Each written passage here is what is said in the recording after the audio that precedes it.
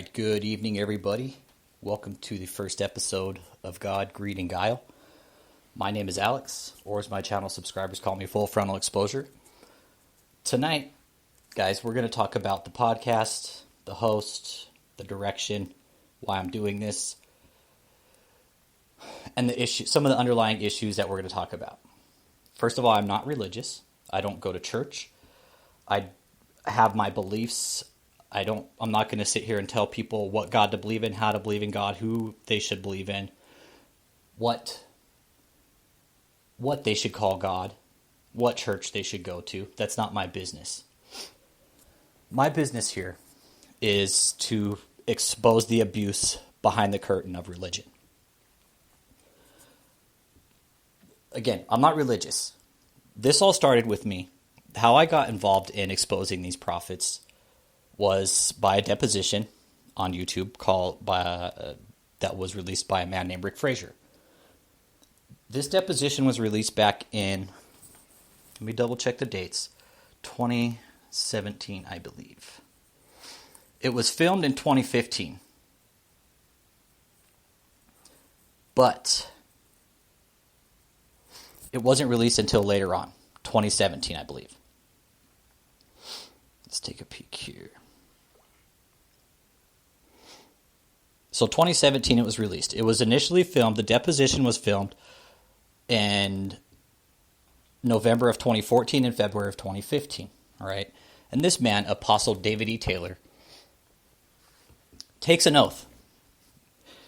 Goes into this courthouse, or wherever this deposition is being taken, sits there, raises his right hand, takes an oath, you solemnly swear to tell the truth, the whole truth, and nothing but the truth, so help you God.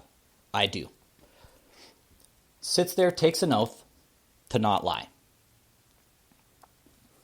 But let's back it up here for a minute. The reason this deposition is being given, everybody, is because Rick Frazier, all right, Rick Frazier ends up divorcing his wife. I've FaceTimed with Rick Frazier in April of 2021, or 2020, I can't remember, 2021, I believe. And we had spoke for quite a while. And the initial, what he initially called about was to ask me to remove videos from my YouTube channel regarding his wife and his wife and daughter Katie, his wife Debbie and his daughter Katie. They were talking pretty bad about him. Whatever they said on YouTube about him, not true, definitely, all lies. They came out saying Rick Frazier was, attracted to men, he was a homosexual, and that he, hired a manny so he could sleep in bed with them, and Katie coming out saying that Rick was molesting him. Not true. Rick, ultimately, nice guy, okay? Really nice guy. So what happens after the divorce, right? They settle it. Debbie gets a pretty good chunk of money. It was over $1 million, right? So she gives up this money to Apostle David E. Taylor. Debbie goes back to Rick. I can't remember the time frame. I want to say it was within a year and a half, right? Goes back to her ex-husband, now ex-husband Rick Frazier, and says, hey, I need more money. Okay, and I'm telling you in context, this is the conversation I had with Rick. Debbie comes back to Rick, says, I need more money. Rick says, well, where the hell is all this money that I just gave you? It was a small fortune, guys. I talked to Rick about it. He told me it was a small fortune, enough to definitely get a life going, buy a house, put money aside, invest. Definitely, there was enough money there for Debbie to start a nice life. 100%, man. Gives it all up, comes back, asks for more money. Rick was furious. Had every reason to be pissed. Every reason to be furious about it, right? Divorces his wife, get a huge settlement, then she gives it up to Apostle David E. Taylor. So Rick tells me as they're going through the proceedings of the court and everything, through this deposition and everything, he sees David in court one day when they're going through the proceedings, and he sits right next to him. And again, this is Rick telling me this. He says, I sit right next to David, and whoever his little, entourage was sitting next to him, sat and said, hey, that's Rick Frazier. And David looked over at Rick. This is Rick telling me, David looks over at me. And he said, he's kind of shocked. He's like, I sit down, shake his hand. I'm like, hi, I'm Rick Frazier, And he gets into the conversation and basically says, hey, if you're such a great Christian man, Mr. Apostle Taylor, how about giving Debbie back just 10% of her money so she can at least get a life started? Rick tells me David's reply to this was, don't be ridiculous. So Rick tells me, he says, okay, at this point, I'm going to make his life a living hell. He told me this. He's like, I'm telling David, hey, man, please, I don't want to do this. Just give her some of the money back, or this is not going to be good for you, right? So David says, don't be ridiculous to Rick. That's basically a fuck you to Rick Frazier. So the deposition comes out. He deposes David. So what happens? Debbie comes back, and Rick says, okay, if you want more money, we're gonna do a deposition because I want to find out where the money's going. If you want more money, I'm deposing you. They agree to the deposition. So Debbie, Michelle, and David are all deposed, right? We've seen Michelle and David's deposition, but there's no way in hell we're going to see Debbie's, okay? Because there's some information we got behind the scenes that, man, David was very effective at ripping this family apart. He knew what he was doing, and he did it very effectively and very efficiently. So the deposition comes out, okay? So we had the deposition. It gets aired in February 2017. Let's take a peek here. So 5 years ago, February 4th, 2017 is one of day 2 David Taylor's deposition. All right, but there's also, it comes out, there's 4 parts to it. Let's double check.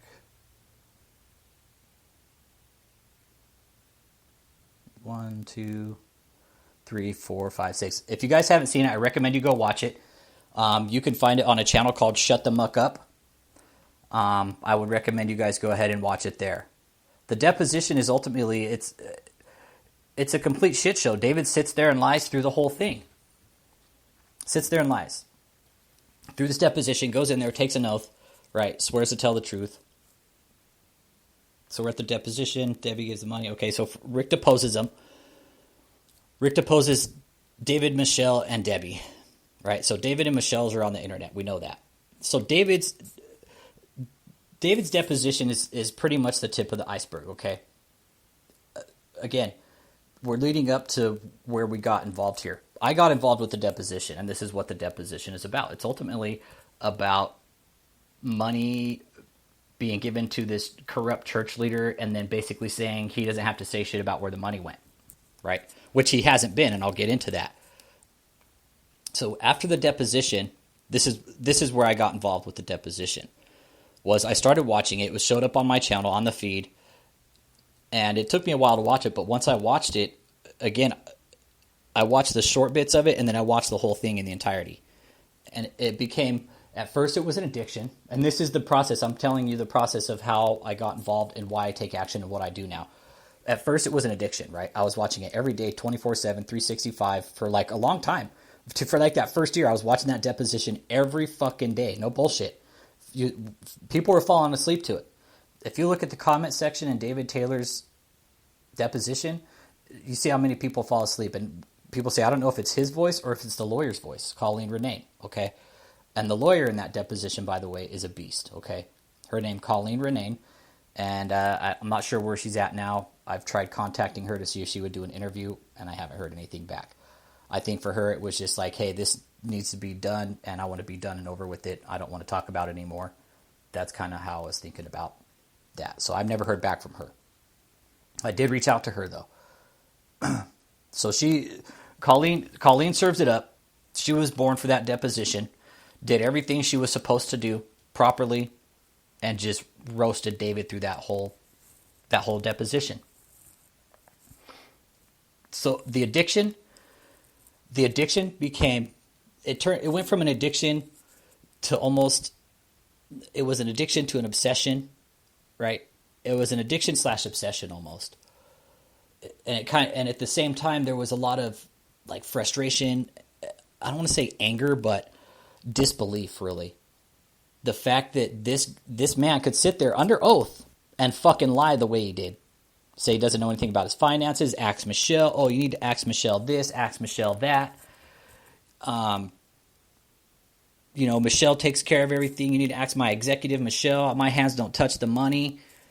But no, David knows where every ounce, every dollar is coming in to that place, to that cult. And this is a cult, by the way, guys. Mind you, this person I'm talking about, he's a full-blown cult leader. You apply all the dynamics of a destructive leader to him, and he fits every one. Okay, so David E. Taylor, JMMI, Kingdom of God Global Church, Marbles in America, World Healing, is a cult. Okay?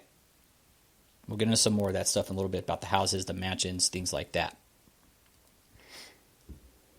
So deposition, the addiction / obsession turns into about a 2021, I think, is when I really started taking a more active approach to actually exposing him, finding out if there are ways I could file fraud against him, and there is. I found out that he hasn't been filing his taxes. I found out recently that if you go and look on the Joshua Media Ministries International for the tax ID number, it's no longer valid. You can't find it on the IRS website anymore. So it's either that tax exempt number has been either revoked, or they stopped paying taxes on Joshua Media Ministries all around. They haven't filed taxes on that place since 2017, I believe. Right? Then they have Kingdom of God Global Church, which they haven't filed taxes on that either.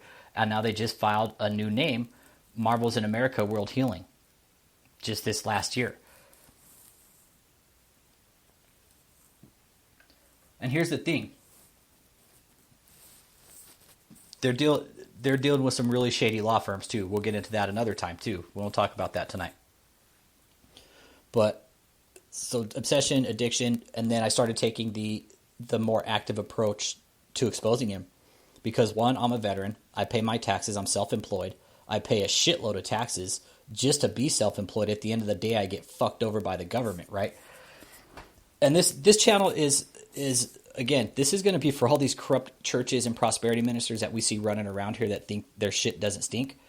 This is for them, okay? This is for all the hardworking taxpayers out there, all the hardworking blue-collar workers. Again, I'm not here to dog religion out. I'm really not. I'm just here to point out the destructive natures of what they do behind the curtain of religion. Because the religion is the curtain of the abuse. There's abuse going on in these churches. If anybody saw what happened to that lady in Indiana where she was sexually assaulted by the pastor, came out 25 years later, stood up in front of the church, said, "You did it.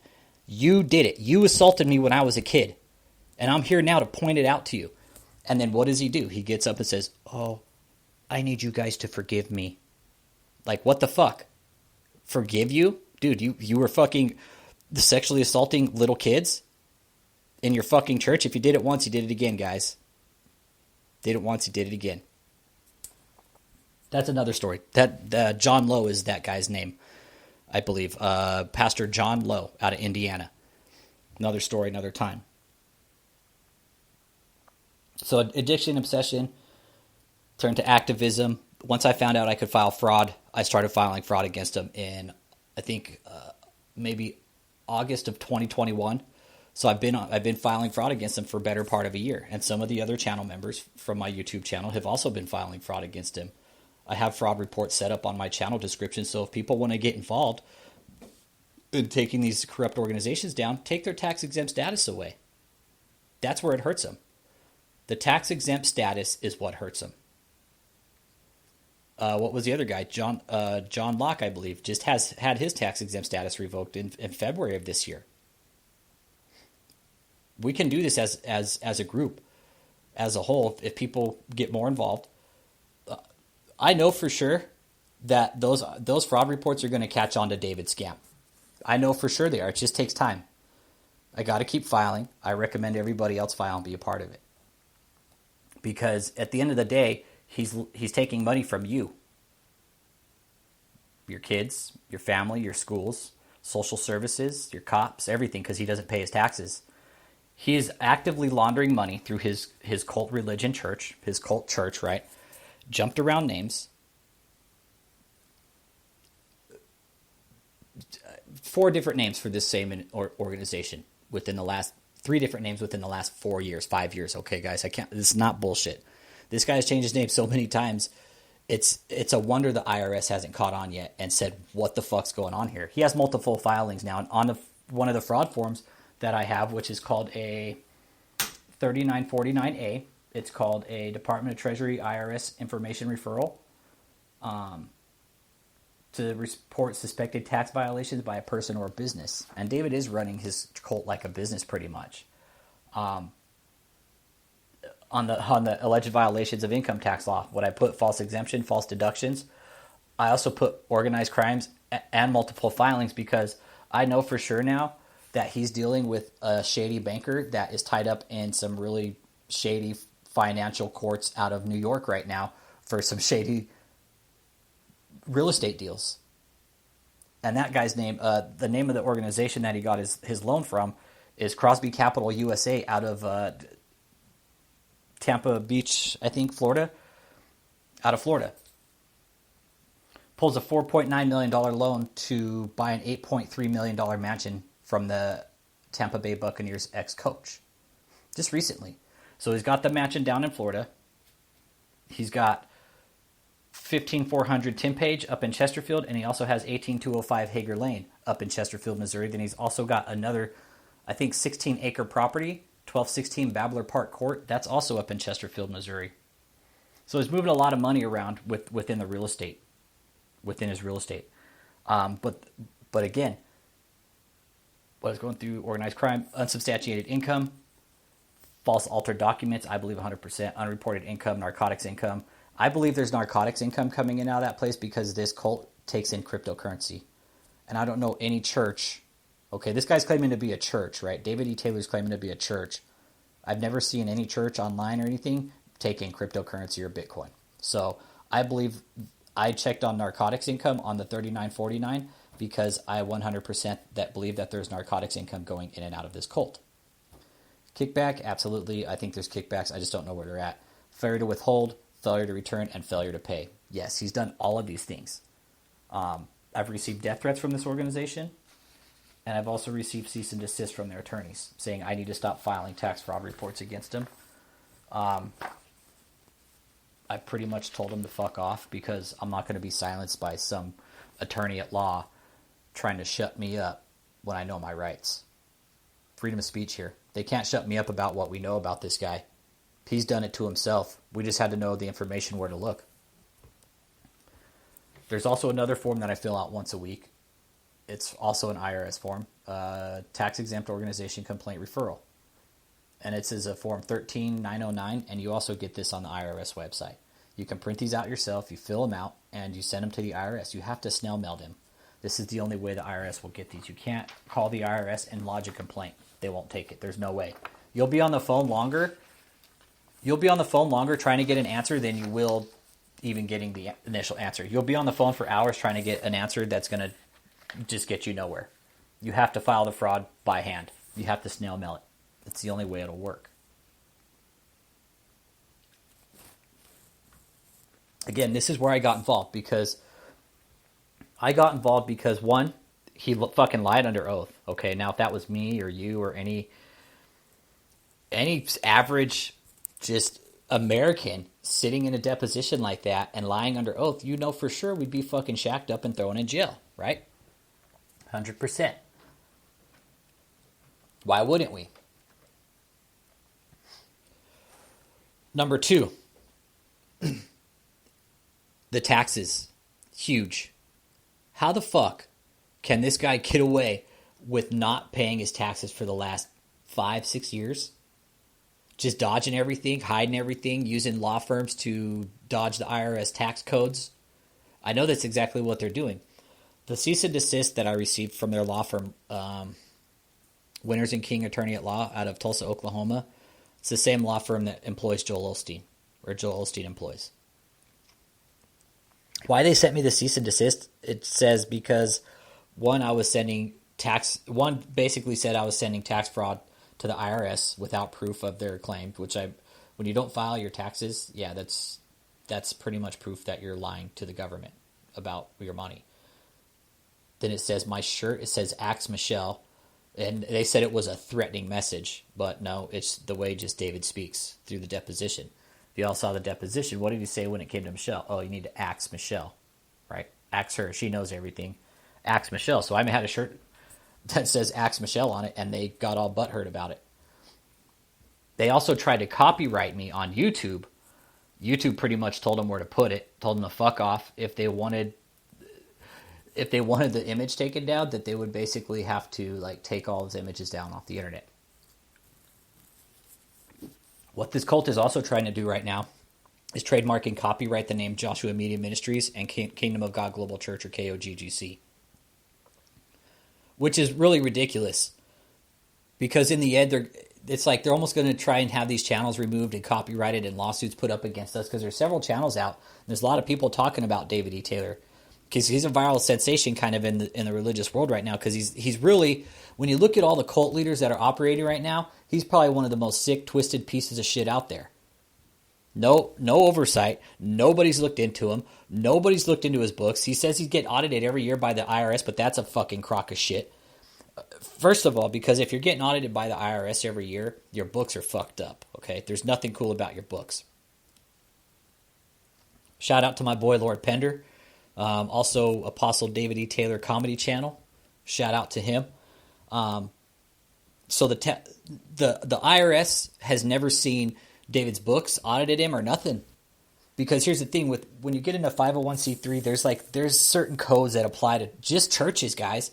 It's just churches that basically once they get the money in, they don't have to say how it's spent or anything, but by law, they have to present the public with a 990 by law. And this organization hasn't done that while jumping tax ID numbers, guys.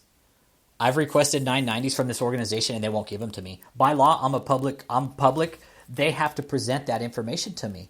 It says in the tax code, by law. But they've jumped names, not filing, all this other shit while getting these shady law firms to basically help them move the money around and stay under the radar. Sound about right?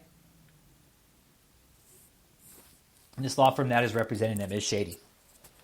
Represents some of the most corrupt, vile men on the face of the planet. These prosperity ministers. Joel Osteen, Paula White. That's who this law firm is employed by. Probably operates, basically this law firm is probably ran by these prosperity ministers.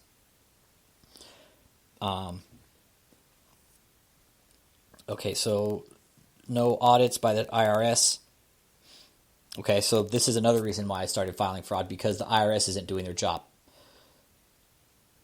We need to let our public officials know, our paid officials, that they need to do their jobs. They give us the paperwork to file fraud against these corrupt organizations like David. We need to hold them accountable. We need to start filing. The more people that file, they can't ignore us forever. They're not going to ignore me forever. Eventually they'll get the point, and I'm sure eventually they'll go pull his books and say, all right, where's all the money at? Let's see it. David claims to be bringing in millions and billions of dollars through the pandemic, but there's no paperwork, no documents showing it. So where's all the money at?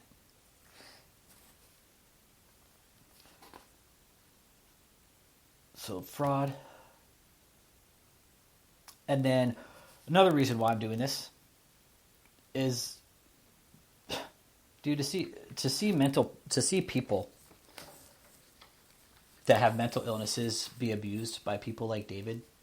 Because what David does, his MO is to prey on the most vulnerable, the most weak,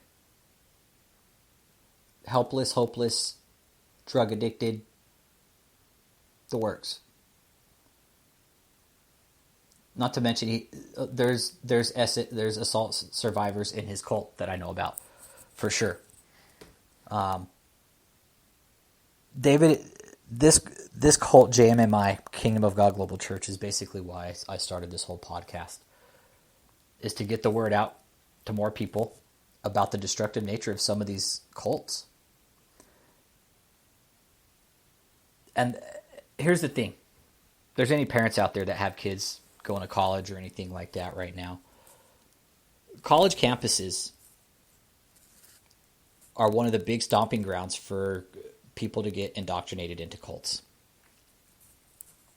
If you look at the Yellow Deli, that's the Yellow Deli is a cult. I forget the name of the ranch. There's a ranch outside in California somewhere, and they run a series of delis called the Yellow Delis, and this place is actually a full blown cult, right? And they recruit people out of college and shit like that. So college campuses are a big stomping ground. I highly recommend, if you have kids going to college, to warn your children about the dangers of how these people will manipulate their way into your lives, and slowly and subtly, by the time you realize it, your kid's in a cult and you don't even know where they're at. And this is actually happening. I've been following a case about an aspiring dancer went out to California to be a dancer and ended up getting sucked into some Baptist cult. Parents haven't talked to her in over a year, haven't seen her, haven't heard from her. Parents are wondering where the fuck she's at. And this is real. This is possibly where some trafficking begins too, guys. You want to talk about real stuff with these cults. This is where human trafficking could possibly begin. I know for a fact that there's people in the JMMI cult that their parents are looking for them right now as we speak. Because I've gotten text from them saying, hey, do you know where my kid's at? I don't know where they're at. Can you help me find them? I haven't talked to them. I need to know where they're at.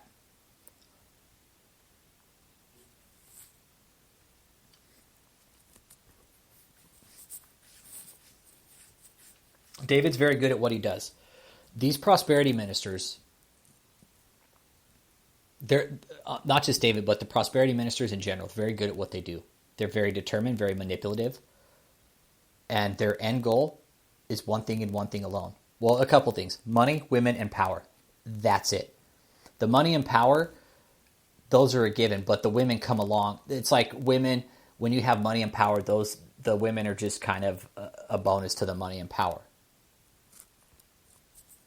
So they get this money and power, and then there's no stopping them.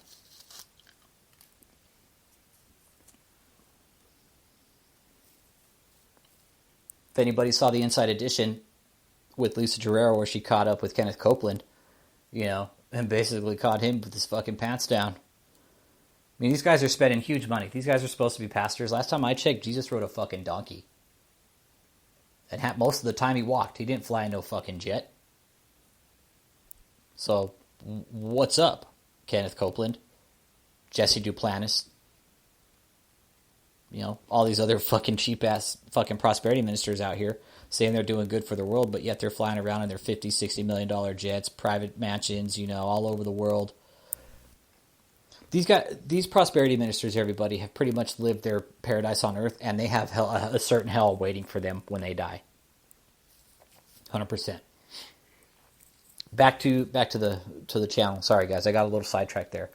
But again, this channel is going to be dedicated to a lot of the prosperity ministers and how devoted and dedicated they are to getting money from people that you know. One of my channel subscribers on YouTube found out recently that for the last 5 years, this is not a joke either, guys, this is real shit, found out that her mother has been sending Mike Murdoch about between $80 to $100 every week for the last 5 years. Do the math. Came out to roughly about, I did the math, at $100 a week, it was right around $30,000. And how my channel subscriber found out, went to her mom and was talking about money or something. I'm trying to remember the context.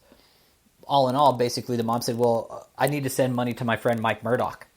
And Mike Murdoch, everybody knows who that fucking piece of shit is, okay? So this lady had been sending Mike Murdoch money for the last 5 years, and it worked out to about 30 grand, guys. $30,000.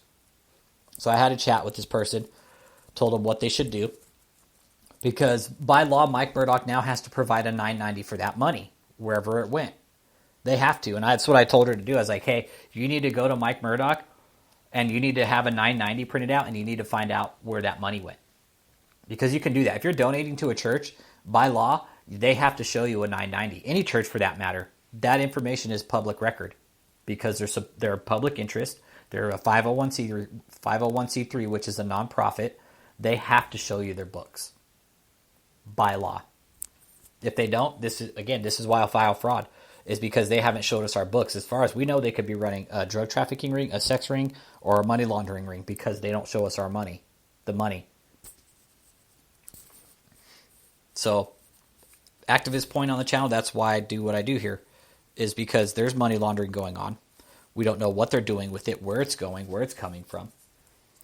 If I was to do that, or if you were to do that, what if we were to all just stop paying taxes and went into a deposition and said, oh, you know what? I don't know anything about my taxes. You just have to ask Michelle. Ask Michelle. She knows everything. She knows everything about my taxes. Go ahead and ask her. We'd be fucking thrown in jail or have our house fucking seized and all our assets seized. But again, once you do everything in the name of God, it's all cool and everything's good and it's acceptable and you can do no wrong. But to me or you, the blue-collar worker, tax-paying, hard-working American citizen, they'll fucking throw us in jail, take our money, double it with interest, and then at the end tell us to get fucked. I'm not okay with this, everyone. I'm not okay with it, and you shouldn't be either. One, I'm a veteran. Two, there's people that died to protect our freedoms. And my opinion, as far as I see it, this is my opinion, what these people are doing, these prosperity ministers and these corrupt churches, is actually religious prison. It's not religious freedom. They are imprisoning these people with religion and really fucking using it to manipulate them in the worst way possible, at the very foundation, the very pinnacle of their belief, of their faith. Something you can't even touch, something you can't see. Like, these people are reaching into these souls of these people and just fucking manipulating them and just tearing apart families, finances, relationships. This is true, guys. I'm talking to a couple channel members on my YouTube channel who have actively had their families tore apart by this organization. JMMI, KOGGC, Marvels in America, World Healing, or Resurrection Media Ministries International. This organization's had 4 different names. I've talked to mothers, fathers, cousins, brothers, friends, all from people within this cult, saying we're very worried. We don't know where our kids are. We want to know where they're at. We don't talk to them. And this is one of the cult tactics, is alienation from the family. Again, that's one of the tactics that these people are very good and very determined at. They'll even go so far as to tell you to lie to your own family, which is why my channel member barely found out about her mother donating all the money to Mike Murdoch, because they're so fucking cunning, hence Guile, cunning and sly. Like, these prosperity ministers, they're fucking cunning, sly, and they are fucking sneaky little bastards, man.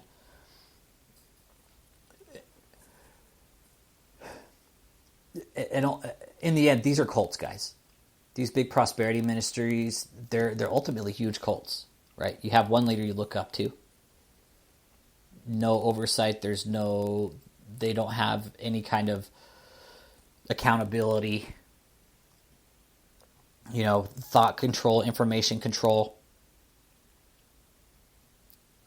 And these prosperity churches too, these big super churches, these mega churches, they have the power to influence elections. Don't think for one fucking second that they don't.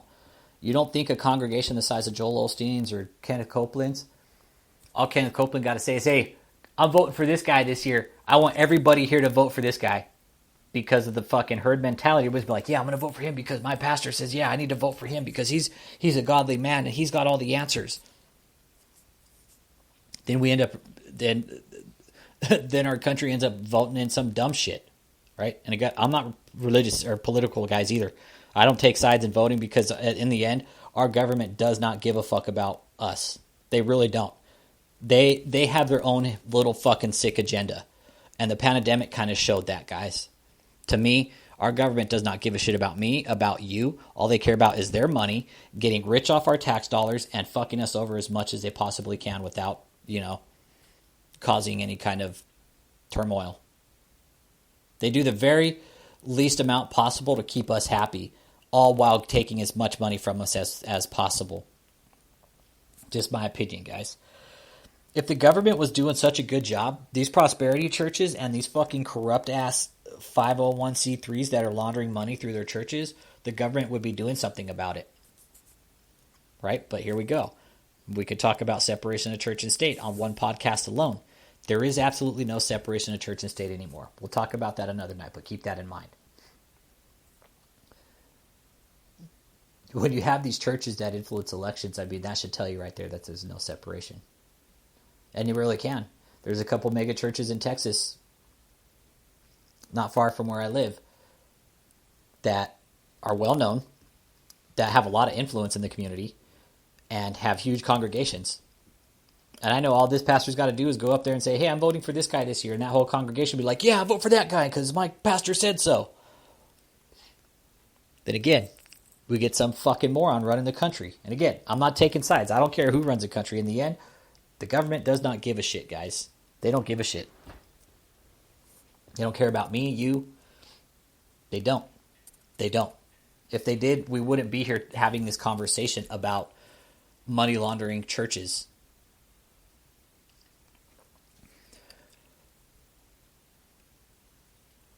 Also, what we're going to talk about on this channel is going to be a big one, is the actual...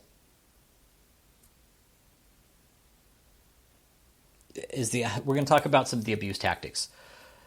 And there are channel members from my YouTube channel that are cult survivors that have stories to tell that haven't told them yet. There are people there that say, yes, I have a story to tell, but I'm not ready to tell it. When they're ready, they'll come out and tell their story. That's another reason why I kind of started these platforms, is for these cult survivors to come out and be able to tell their story without showing face, because some of these stories are pretty fucked up. You know, especially when you have, you know, there's going to be, anytime you have a religious cult, there's always going to be some sort of like sexual abuse component to it. Always. There's always going to be some sort of, with David's, I know for sure there's some sort of like drug use component there. I know for sure. I used to be an addict, and seeing him on stage and watching him, he's definitely on some sort of either illicit or prescription drugs, no doubt. There's going to definitely be some sort of emasculation of the men in his cult, which we know that for sure. Definitely the big grandiose of, you know, his whole grandiose of perception, how he perceives himself. David perceives himself as the Moses of our generation, as the apostle of our generation, which he's really not. We've kind of broken down his cult, and we've come to the conclusion that he's narcissistic, no doubt, sociopathic. Definitely there's going to be some acute sense, some antisocial personality disorder with him, 100%. He's definitely off his rocks. What else did we have here? There's mental manipulation, sexual abuse, no privacy, blackmail. Definitely there's going to be some blackmail going on. Smear campaigning, you know, saying smear tactics like, if you leave this cult, you're going to die. And David does say that. That's coming from survivors of this cult saying, yes, he does say that to you if you threaten you're going to leave. Oh, your family's going to die, you're going to get cancer, and you're going to get sick and die. Isolation. This is a big one for David. Isolation is going to be a huge one for David, because that's his whole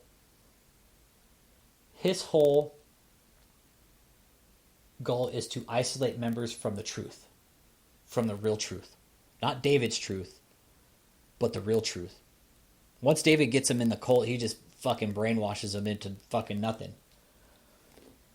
Let's see. I have a whole thing where we wrote everything down here. Let's see here. Sexual abuse, mental manipulation and control, gaslighting. Yep. Definitely malignant narcissist, misogynist. We definitely think there's some sort of psychosis going on there, but we don't know. I'm not a professional again, but I do see a mental health doctor through the VA because for mental illness. But sitting back here and he's definitely a malignant narcissistic, you know, definitely misogynist, chauvinist. He's definitely sexist, homophobic, all of those. Let's see here. Okay, some of the other things we're going to talk about, how he takes payments. One thing is Cash App, Zelle, PayPal, Apple Pay, Bitcoin, cash, stocks, bonds, 401k, gold, wire transfers, real estate. He'll take your chemo money if you want. I mean, he'll take it all. He'll take anything you want to give him. Let's see here. Mentally ill, okay. How he's contacting people, unsolicited calls. That's usually how he's going to get to people. He'll get through people. Usually his first method of contact is he trolls other people's Facebook. So if by some weird miracle chance you get a Facebook message from this asshole, don't reply to him, okay? Because he's a scam artist and he's no doubt trying to scam you out of money. Let's see. Definitely there's drug use going on. Some of the key players we're going to talk about in here is Michelle Denise Brannon, okay, who we saw in the deposition. Tony and Steve, Tony Bastianelli, and I'm not sure of Steve's last name, but he's the bald old guy that you see on if you watch David's channel, he's the old bald guy. Let's see. LaMarcia McDonald, we're going to talk about her. Ashley Ware, she was also mentioned in the deposition by Michelle. And Michelle Denise Brannon, she's most likely going to be the brains of the operation because David is just too moronic to run anything. I mean, the only thing he's going to run is to fucking McDonald's for his next Big Mac meal. All right. Klein sisters are there. We're going to talk about that. Their call center. Talk about the court case with... We'll get into the court case with Harold Lewis another time. Because we could basically run a whole show on the court case with David. With the residential center.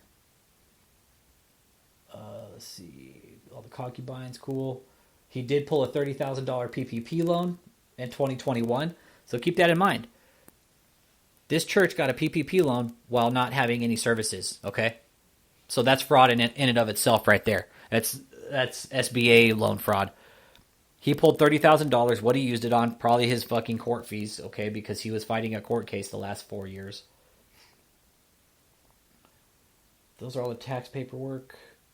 Okay, so the 4 houses that he has too. The one he just paid for in Tampa, Florida, $8.3 million. The residential center, they paid $1.9. Hager Lane was $1.4. And the Babbler Park Court, the 1216 Babbler Park Court, which is a 16-acre lot, I believe. They were going to basically try to build a parsonage for David. This is coming from one of my sources. That they were going to try and build a parsonage on this property. But the information I found out was that basically there's no way that the fire department would allow it because it's too steep of a grade for them to build a house on. The fire department can't get in there. So they bought the 1216 Babbler Park Court. It's 14.505 acres. It's got a lake on it. And it sold on 8/27/2020. I don't know how much it sold for. But it's one of the properties they bought up in the Chesterfield, Missouri. So if you're up in the Chesterfield, Missouri area, this is a big shout out to you. There is a cult in your backyard by the name of Kingdom of God Global Church or Marvels in America World Healing or Joshua Media Ministries. That is if the tax ID number is still valid. Which it's possibly it might not be. It might not be anymore.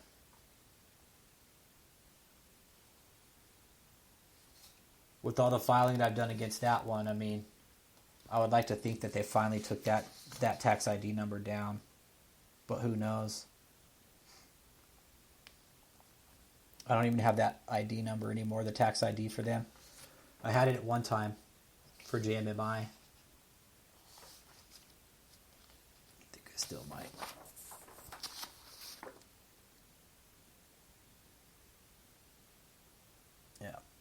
Yeah, so that tax ID might be taken down. So the fraud reports, definitely recommend everybody file them. They're on my YouTube channel. You can get them there. Highly recommend it if you pay your taxes, man. They're taking money out of your bank. They really are. If you pay your taxes, they're taking money from you. That's the best way I can put it. You pay your taxes, these guys are stealing from you. The more we don't say, the more they take from you, the more they take from social services, the more they take from the system, the more they take from your kids, schools, those social programs that some of us need, some of you need, some of everybody needs.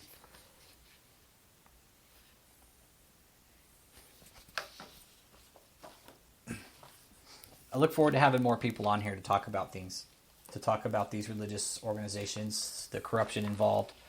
Pay no attention to the man behind the curtain, as they said in The Wizard of Oz, right? Pay no attention to the man behind the curtain.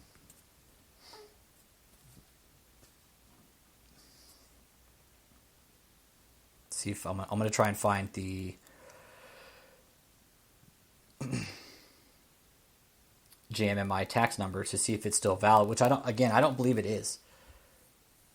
It could still be. I might have to find it by again, you guys can't see what I'm doing, but I'm on the IRS database right now, and I'm going to search it by the EIN.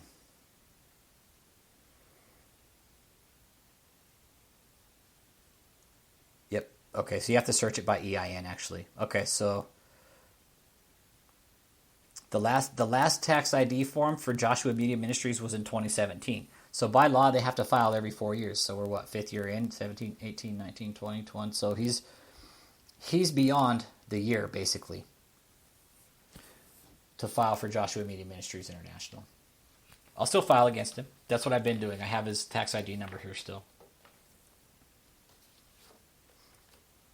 This podcast is open to anyone who wants to come speak about an experience within a religious cult, any church that might be where you may have been suffered some abuse, and you want to get your story out and you want to talk about it. You're not going to be thought less of here. You won't be shamed. That's for goddamn sure. More or less, you'll be welcomed and protected. We're not going to let these people do this anymore. They've gone on long enough. These churches have gone on long enough with the abuse, with the manipulation, with the money laundering, with the blatant fuck you at the system. When the going gets tough, they want to say, oh, you're persecuting us. No, you're actually doing some fucked up shit and you're just mad because you got caught at it. That's what's going on. This lady with the Baptist church, if anybody hasn't seen it, I recommend you guys look into it.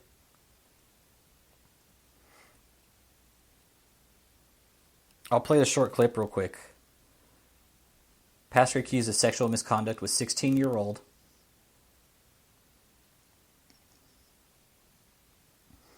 And this just hit. Just a few days ago.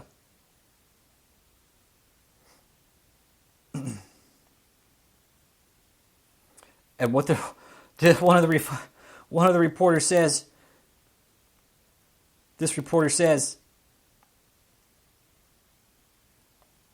beloved pastor. I committed adultery. This is Inside Edition, guys. It was nearly 20 years ago. It continued far too long.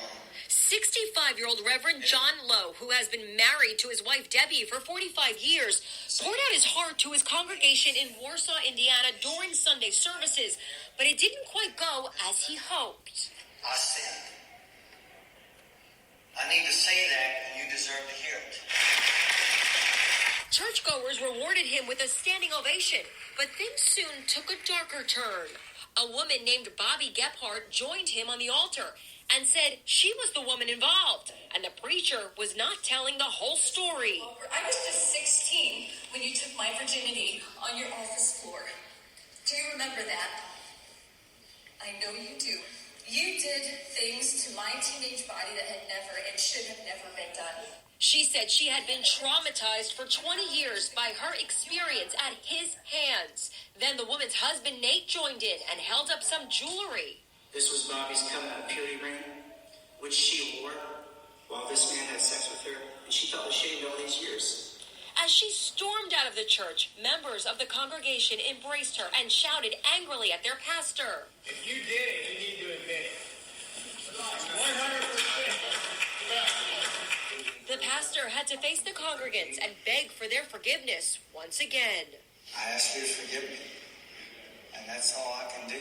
Abby Plummer is the preacher's former daughter-in-law. She also knows the victim well. It's sad all the way around. I felt for Bobby. I admire her and Nate for doing that. But the only reason the truth came out was because Bobby and her husband had the courage to walk up there and tell the truth. Brianne Boswell, a reporter for Wayne 15 in Fort Wayne, says people have been suspicious of the preacher for years. We spoke with a lot of community members on the street today in downtown Warsaw. They honestly say that they aren't shocked by this information. They say that John Lowe always seemed as though he was too good to be true.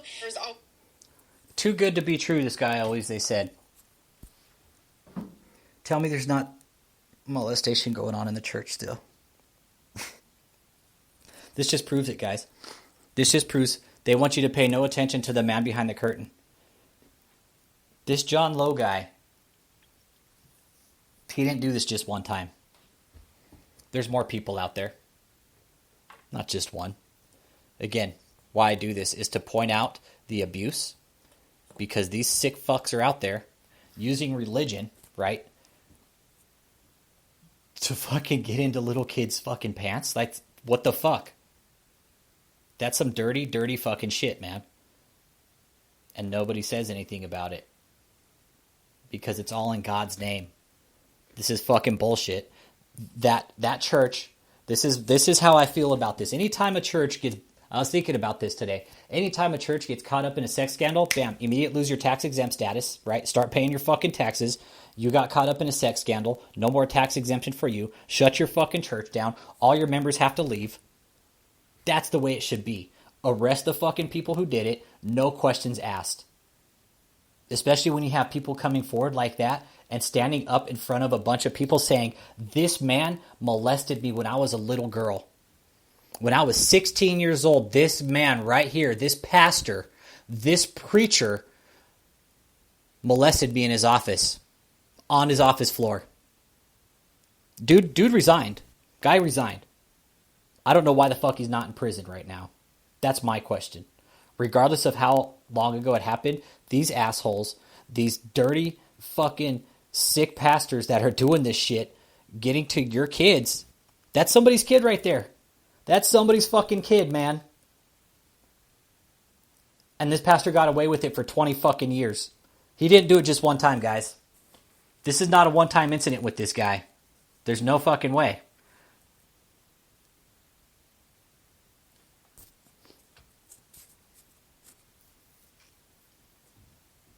There's no way this guy's done this one time.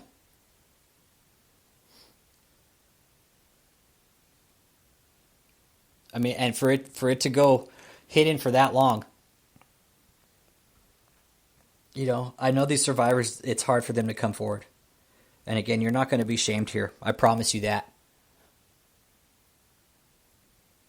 In a sense, and I say this very respectfully and very humbly, it's up to the survivors to point it out also.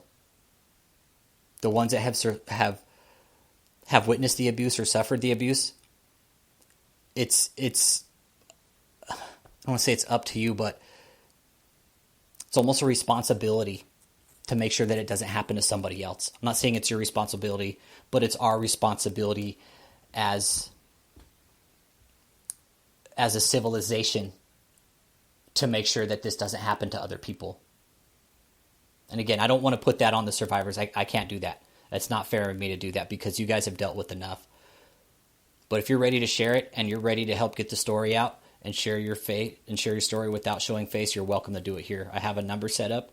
I want you to feel comfortable here. It's our responsibility to warn the world about these people and what they're doing. Social media is the way now. These people are operating on social media. What's the best way to destroy them? Social media. They can't copyright the internet, which is exactly what David E. Taylor's trying to do, is copyright the internet and have all the stuff taken down. But he'll spend more money trademarking and copywriting to have his stuff taken down than he will. It'd break him. But again, it's our responsibility, everybody, to stand up to these people, let them know that it's not okay what they're doing, that it's abusive. that we're paying attention, that it's not okay with what they're doing, and that we're going to pay closer attention to what they're doing because of past incidents. You got David Koresh and Waco and the Branch Davidians. You have Jonestown down in Guyana with the mass murder. That wasn't a suicide, guys. That was a mass murder, okay? That was a sanctioned murder. You got, what else? You got the Love is One. You got NXIVM cult. You got the 12 Tribes cult. That's what it was, 12 Tribes. The 12 Tribes cult is the Yellow Deli cult, okay? So that's what I was talking about, the Yellow Deli Diner. That's the cult that's tied up with that, is the 12 Tribes, okay? And that's also known to be a really creepy fucking sex cult, okay? NXIVM, we all know that was a sex cult. You know, people were branding each other there. There's some really weird shit going on there. We know with David Koresh, he no doubt was grooming the girls at a very young age just to groom them up to be concubines for the cult. Koresh was also a polygamist. I mean, he was sleeping with multiple women. And what he did also, same tactic as David Taylor, is emasculate the men to get to the women. And David Taylor's cult is also a sex cult too. If you look at all the women, the blonde concubines, they're all there to basically serve a purpose for him, whatever that purpose is. It could be each woman probably is going to serve a different purpose. Just my opinion, just the way they try to outdo each other. Each woman there is for David's specific pleasure in a certain way, and that's that. They're going to try to outblonde each other. They're going to try to outdo each other, and there's always going to be some sort of power struggle within that cult between the women. David puts the women against each other, right? And it's almost he gets off on doing that. He likes to see the women fight for his love and his honor and his apostle and his prophetness. But again, this guy is not a prophet. He is not an apostle. He is a false prophet. He is a money launderer. He is a money grubbing scam artist wannabe Benny Hinn afterbirth. That's what he is. David Taylor is basically the anal afterbirth of Benny Hinn. It's like Benny Hinn shit David out and didn't even know that it was David E. Taylor. Because David E. Taylor always talks about knowing Benny Hinn, but when Benny Hinn doesn't know shit about David E. Taylor, then Benny Hinn's even said that. I don't know who David Taylor is. So David is really trying to be like these prosperity ministers, right? Like these big ones. Joel Osteen, Benny Hinn, Jesse Duplantis, Kenneth Copeland, all that shit. Said he's bought jets, but gave them back to the ministry, which is all bullshit. But he does buy a lot of mansions, everybody. David's living large. The new mansion they just bought is down in Tampa, Florida.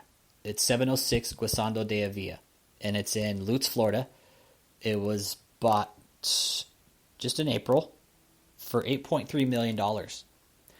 David's house in Florida now trumps basically the other prosperity ministers in America. He's got the biggest house of all the prosperity ministers. Now it's 28,000 square feet just for the main house, and then the guest house is 3,000 square feet on a 6-acre parcel. Plus he's got 2 other big mansions up in Chesterfield, Missouri. Another reason I file fraud on him is because I believe he's laundering money through real estate. That's where he's that's where he's pushing his money through, his real estate. He's putting it all in assets, so that way when he gets audited, he'll have shit to sell off. So he's living large. He's definitely living large, or whoever's running that place. My opinion, my theory is that David's dead, that he's kicked the bucket, maybe in the last few months or so. Reason I believe this is because when we saw him last year for his birthday, he looked like shit. He looked like a walking fucking health disaster, really. And I say that just because he did. Overweight, middle-aged black man, obese, he didn't look good. The profuse sweating, the saggy eyes, bloodshot eyes, dark circles, he had a lot of signs of high blood pressure, diabetes, high cholesterol, high triglycerides, everything, guys. He had a lot of signs that were very clear of a very bad endocrine system, basically. That's the best way I could put it. David's endocrine system is not healthy. No doubt. I know for a fact he was having a live lobster delivered to his house at one time, and that's not a fucking low cholesterol diet. You know, eating live lobster twice a week, 3 times a week, it's not cheap. So there are definitely some underlying health issues. And again, why a couple of us think he's kicked the bucket is because there's so many channels out about him right now, talking so much about him, that David's ego would not allow him to stay quiet for this long. He would have to come out and say something. He would. He would have to come out and say something to defend himself, but he hasn't. For somebody like David, it's almost impossible for him to keep his mouth shut when somebody's talking this bad about him. And it's not even that we're talking bad about him. We're just telling the truth about his cult. That there's people in there, there's money being laundered, there's abuse, emotional, physical, sexual, financial abuse, all going on inside this cult. I'm not here to tell lies. This is all truth. This is all facts coming from survivors, witnesses, compiled testimonies, online documentation, everything. All the stuff we found out, that our group has found out about this cult in particular, has all been through local and public documents. All the mansion purchases, all the cars, all that stuff. 20 different cars, Bentleys, Range Rovers, Mercedes, you know. I mean, he's got all his money tied up in just assets. There's really, if you were to ask David a printout of his bank accounts, it probably wouldn't be much. Most of his stuff will probably be tied up in assets. He might have some liquid cash laying around, but no doubt it's most likely not going to be much. Maybe a couple million, right? But that's not much. He's got those mansions to upkeep now. He's got 3 big mansions to upkeep, and those aren't cheap to do. Those cost a lot of money per year. I mean, the one in Florida, 30,000 square foot mansion, that's going to take at least $30,000-$40,000 a year just in upkeep. Just in upkeep. That's not counting the HOA fees that they're paying, you know, lawn maintenance, all that crap. They're going to be paying easily for the 3 mansions to upkeep per year. They're going to be paying out at least $300,000 to $400,000 a year, easily. Utilities, all that stuff, man. They're not thinking, but that's all right. This is where they're going to go broke, is with all these properties, which is ultimately what we want them to do, is go broke. Because once they go broke, like, they got to sell all their shit, and they're going to get pennies on the dollar for it. Let's see if I covered everything here. I think I pretty much did about that. Okay. So I think I'm going to go ahead and wrap it up there. I'm going to try and do the podcast in tandem with my YouTube channel on Friday nights. We'll see how that works out. Still kind of experimenting with that. But again, this is just an intro to the podcast, why I'm doing this, why you should be involved in it, why you should file fraud against him, and how we can actually stop these people, these corrupt organizations, from actually having any control. Because they have too much control, really. They can do whatever the fuck they want. Nobody says shit to them, but that's bullshit. That's bullshit. I can't do whatever I want. Why should they be exempt from that law and we're not? So yes, I'll try to do this, at least this is going to be once a week now. And we'll have call-ins and stuff. I don't have Facebook. I just do YouTube, and this will be aired on Spotify and iHeartRadio as well. Again, I would love anybody to come on here, tell their story. Anybody. It doesn't even have to be a channel subscriber. Do you have a story you want to tell about a destructive religious cult or a church? Maybe you have a family member who's actively being scammed by one of these places, and you want to get your word out to them or talk to them and, you know, let them know you're out there and that you care for them. Please do. Please do. We're here to deconstruct these cults, these destructive churches. We're going to deconstruct the abuse. Specifically, what this channel is going to be about is deconstructing the curtain, right? Deconstructing the religious curtain and looking at the abuse behind the curtain, which there's a fuck ton of it going on. And that's basically how these churches operate, is they operate off fear tactics and abuse. So again, I urge everybody, if we want to call in, share your story, please do. You're not going to be thought less of, talked down to, anything. I guarantee it. I promise you that. You want to call in and talk shit to me, that's fine. I've had it happen before. You want to call in and dog me out, that's fine. I've had it happen before.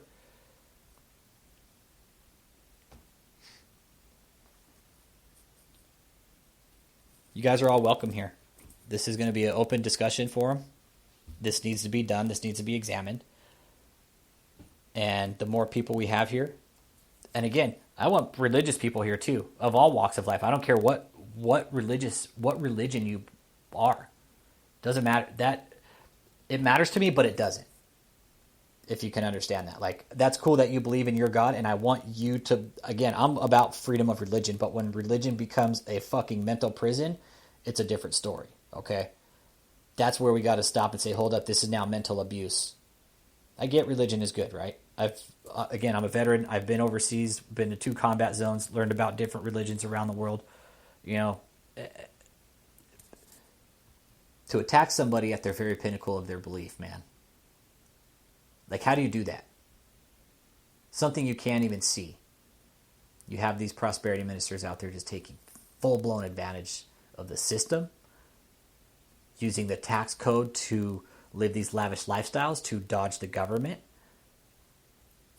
influence elections. All this, guys. All this. This is happening right now as we speak. Government doesn't care. They're not going to do shit about it. Why? Because the church, these destructive churches like these prosperity churches, are little piggy banks for the government. Every time they probably need a dip in, you know, go to these prosperity churches for some money. You think of how much money is coming into some of these. Think of how much is going into Kenneth Copeland still, probably. Jesse Duplantis, Mike Murdoch. They're still getting money. Joel Osteen.